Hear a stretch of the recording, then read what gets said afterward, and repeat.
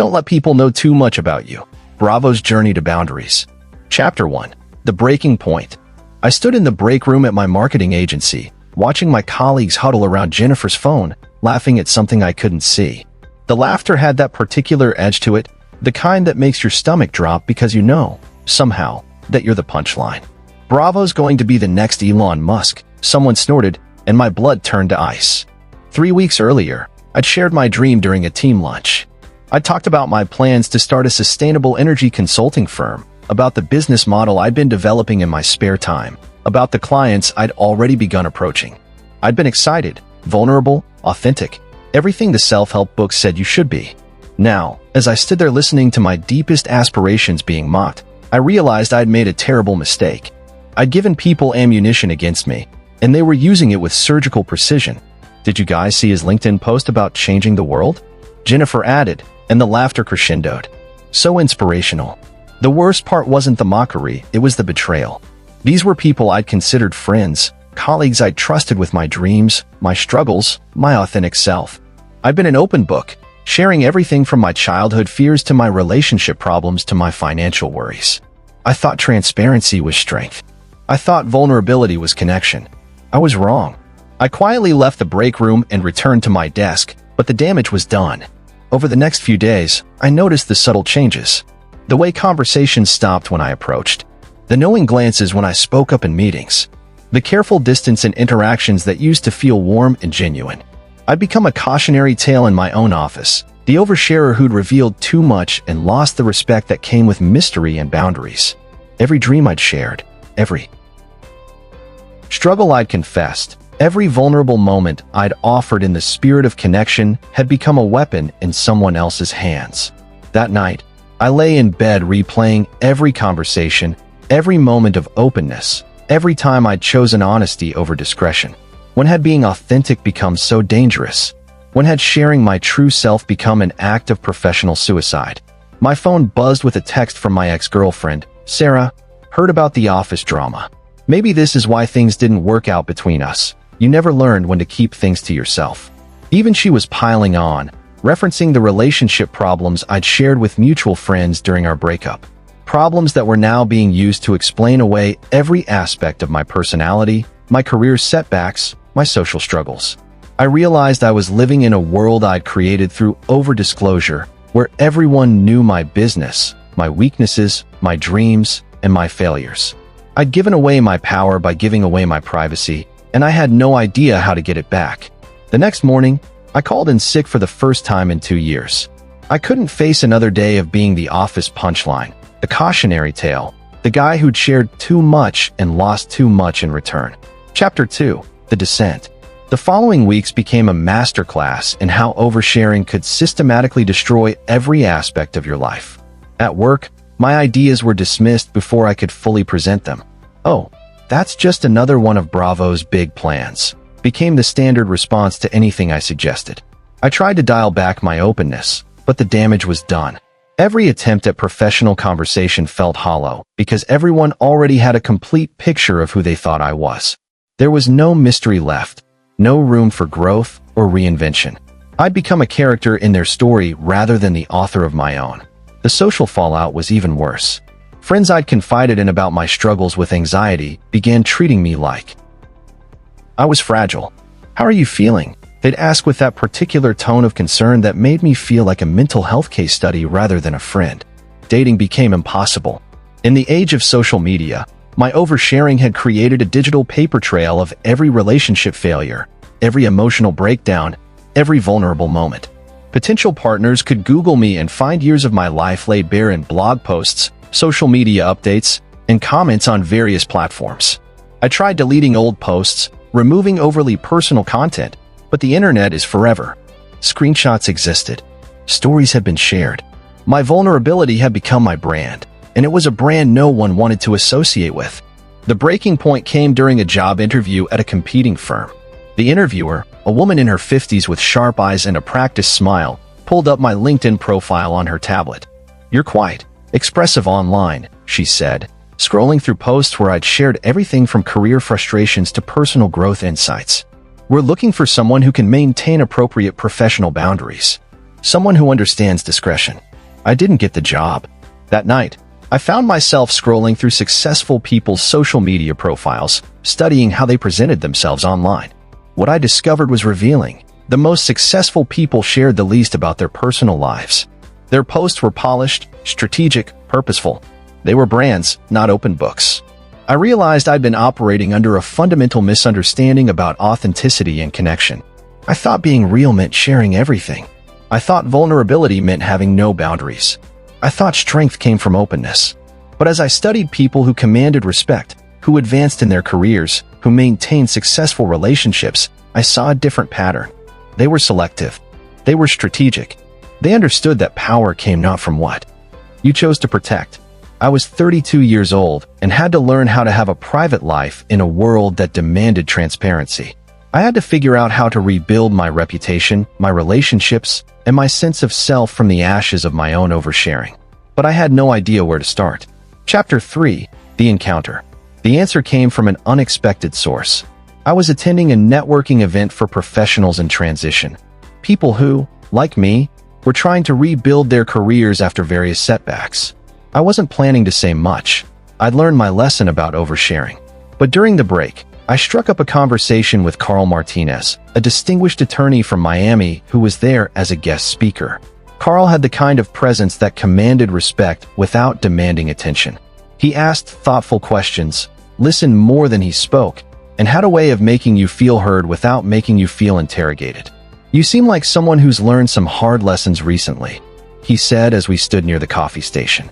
I almost launched into my entire story, the office mockery, the career setbacks, the social fallout. But something in his demeanor made me pause. Instead, I said simply, "I'm learning to be more strategic about what I share." He smiled. "That's wisdom. Most people learn that lesson the hard way." "Did you?"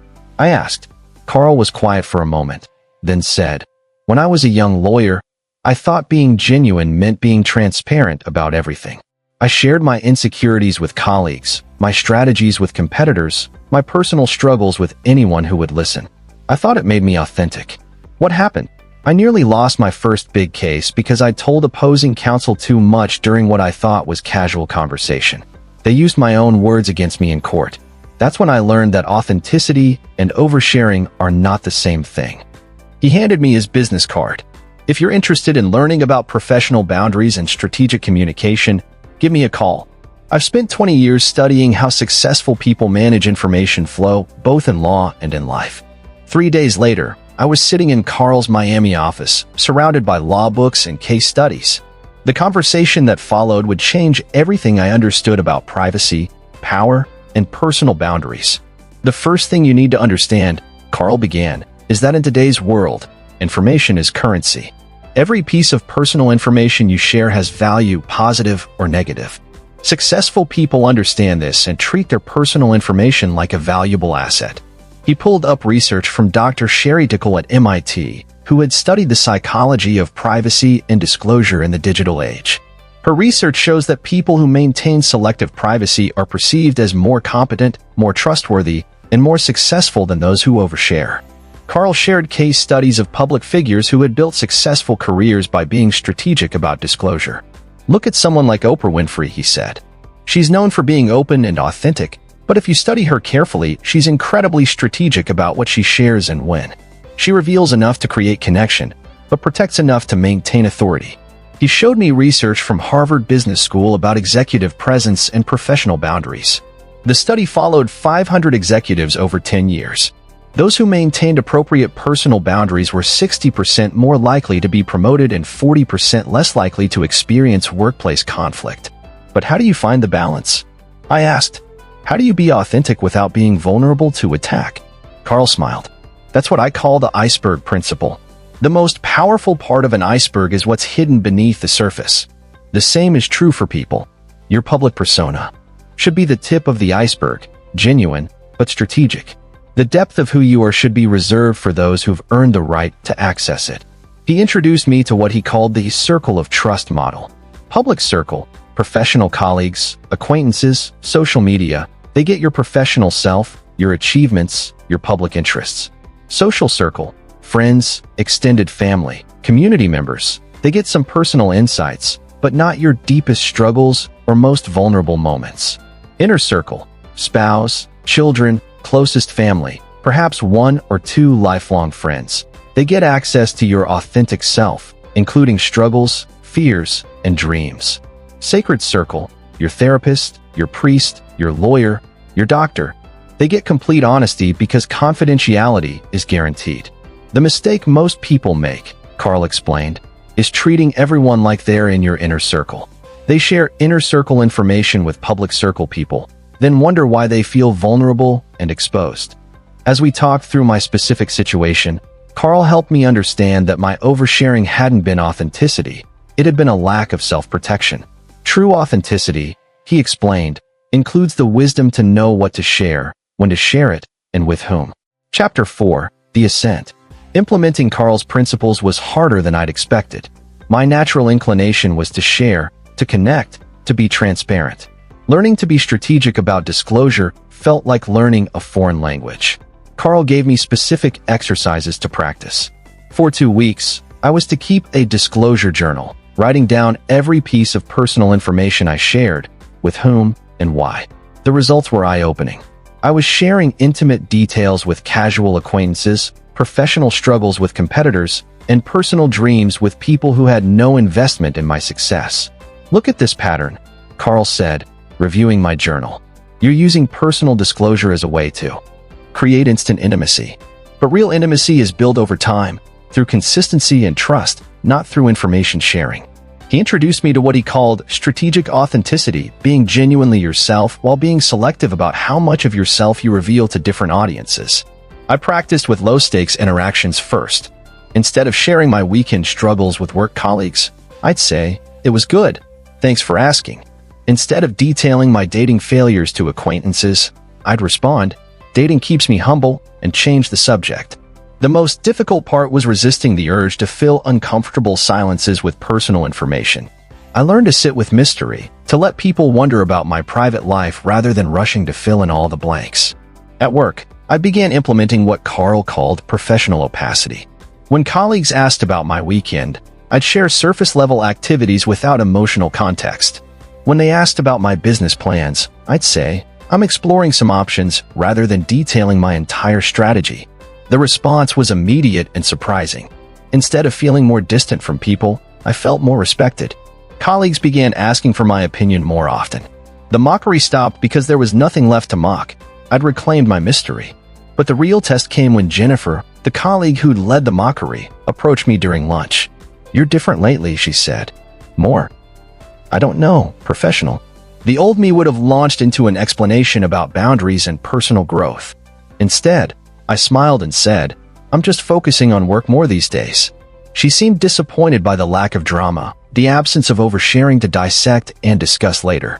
For the first time, I understood that some people's interest in your personal life isn't about caring, it's about entertainment. I began applying the same principles to social media, completely overhauling my online presence. Instead of sharing every thought and feeling, I curated posts that reflected the image I wanted to project. Personal struggles became private journal entries. Professional setbacks became learning opportunities shared only with trusted mentors. The transformation in how people responded to me online was remarkable. Instead of being seen as an oversharer, I became someone with an interesting life that people wanted to know more about. Dating improved dramatically. Instead of laying out my entire romantic history on first dates, I let relationships develop naturally. Instead of sharing my deepest insecurities immediately, I allowed trust to build over time. When I met Lisa, a marketing director at a nonprofit, the difference was striking. She was drawn to what she called my depth, not because I shared everything, but because she sensed there was more to discover. "There's something mysterious about you," she said after our third date. "You're present and engaged, but I feel like there are layers I haven't seen yet." It was the first time anyone had ever called me mysterious. The old me would have immediately started revealing those layers. The new me smiled and said, "I hope you'll stick around to find out." Chapter 5: The Integration. 1 year after my conversation with Carl, I was promoted to senior marketing director at my company. My reputation had shifted from oversharer who dreams too big to strategic thinker with depth. The transformation hadn't happened overnight. but it had been dramatic. More importantly, I'd learned to live what Carl called the two-life principle, maintaining a public self that was professional and appropriate, while protecting a private self that was reserved for those who'd earned access through trust and time. My relationship with Lisa had deepened into something I'd never experienced before. Intimacy built on mutual respect rather than mutual oversharing. We'd been together 8 months, and she was gradually gaining access to my inner circle. Not because I'd dumped everything on her immediately, but because she'd proven she could be trusted with small pieces of my authentic self. "You know what I love about you?" she said one evening as we walked along Miami Beach. "You make me feel like I'm discovering you bit by bit. It makes everything feel more special." The contrast with my previous relationships was stark. I'd always tried to fast-track intimacy through disclosure, sharing everything immediately in hopes of creating instant connection. But real intimacy, I'd learned, was built through time, consistency, and the gradual earning of trust.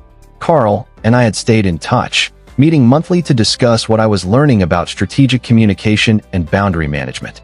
He'd become more than a mentor. He'd become one of the few people in my inner circle, someone who had earned the right to hear my authentic thoughts and struggles. "You know what's interesting?" he said during one of our conversations. "You're actually more authentic now than you were when you were oversharing. Because now your authenticity is intentional rather than compulsive." He was right. The old me had shared everything because I was desperate for connection and validation. The new me shared selectively because I understood the value of privacy and the power of mystery. I'd started speaking at professional development workshops about strategic communication and personal branding.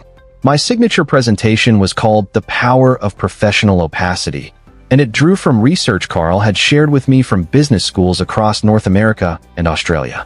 The most successful people in every field, I would tell audiences, understand that influence comes not from how much you reveal, but from how strategically you choose what to reveal.